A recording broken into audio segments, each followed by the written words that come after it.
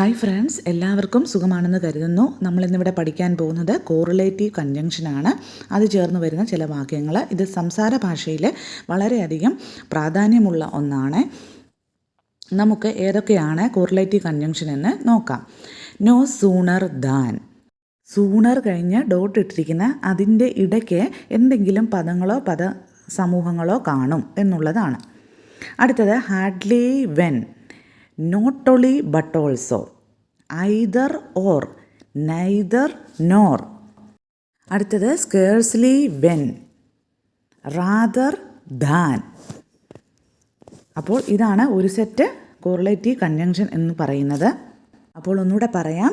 No sooner than, hardly when, not only but also, either or, neither nor, scarcely when, rather than. അടുത്ത set too to, so that, no less than, the. ഒന്നുകൂടെ പറയാം. Too to, so that, no less than, the. നമുക്ക് examples നോക്കാം. No sooner did he get up to deliver his speech than the hall began to resound with cheers. അവിടെ no sooner വരുന്നുണ്ട്, അതിനുശേഷം speech കഴിഞ്ഞിട്ട് than എന്നുള്ളതും വരുന്നുണ്ട്. പ്രസംഗിക്കാൻ വേണ്ടി അദ്ദേഹം എഴുന്നേറ്റപ്പോഴേക്കും ഹാൾ ആഹ്ലാദ ശബ്ദം കൊണ്ട് മുഖരിതമായി. അതായത് ഒരു കാര്യം നടന്നപ്പോഴേക്കും മറ്റൊരു കാര്യം കൂടി ഇമ്മീഡിയറ്റായിട്ട് നടന്നു. അതാണ് പറഞ്ഞിരിക്കുന്നത്. അടുത്ത ഒരു example. We had scarcely reach the school when the bell rang. ഞങ്ങൾ സ്കൂളിൽ എത്തിയപ്പോഴേക്കും ബെൽ അടിച്ചു. ഇവിടെ ഉപയോഗിച്ചിരിക്കുന്ന കോറിലേറ്റീവ് കൺജങ്ഷന് സ്കേഴ്സ്ലി വെൻ എന്നുള്ളതാണ്. അപ്പോൾ ഇതും മുകളിൽ പറഞ്ഞ പോലെ ഉള്ള ഒരു സെൻറ്റൻസാണ്. അതായത് ഒരു കാര്യം നടന്നപ്പോഴേ അതിന് ഇമ്മീഡിയറ്റായിട്ട് തന്നെ വേറൊരു കാര്യം കൂടി നടന്നു. ഓക്കെ. അടുത്തത് he had hardly left his house when it started raining. അവൻ വീട്ടിൽ നിന്നും പുറത്തിറങ്ങിയതേ ഉള്ളൂ, അപ്പോഴേക്കും മഴ പെയ്യാൻ തുടങ്ങി. മനസ്സിലായല്ലോ. ഇതും ഒരു കാര്യം സംഭവിച്ചു, അതിനോട് ഉടൻ തന്നെ മറ്റൊരു കാര്യം കൂടി സംഭവിക്കുകയാണ്.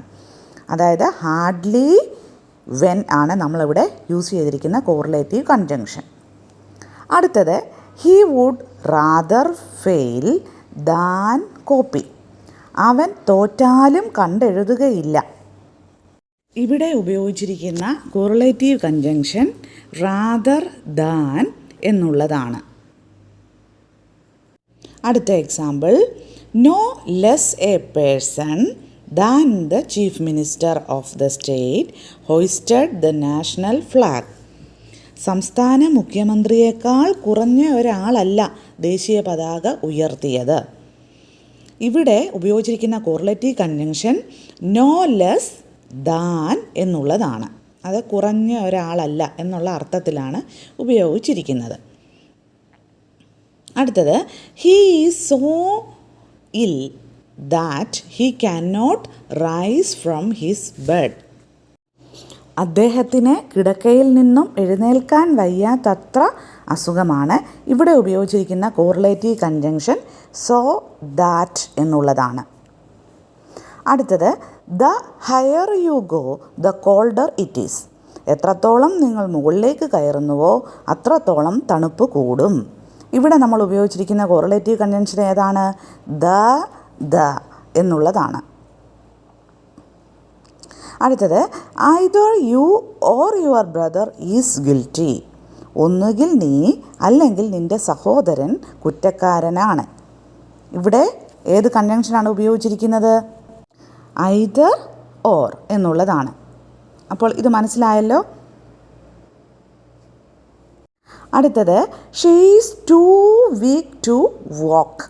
അവൾ നടക്കാൻ കഴിയാത്തത്ര അവശയാണ്, അല്ലെ വീക്കാണ്.